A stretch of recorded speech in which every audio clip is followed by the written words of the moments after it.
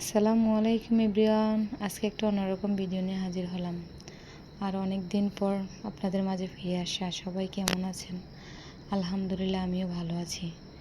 একটু ব্যস্ত আছি, তাই ঠিকঠাক মতো পেন্টিং করতে পারছি না আর ভিডিও আপলোড করতে পারছি না।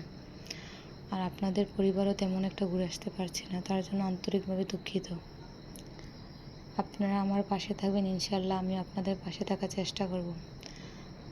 কি আর করার, ভিডিও তো আপলোড করতেই হবে, তাই ভাবছি সিম্পল কিছু ট্রাই করি।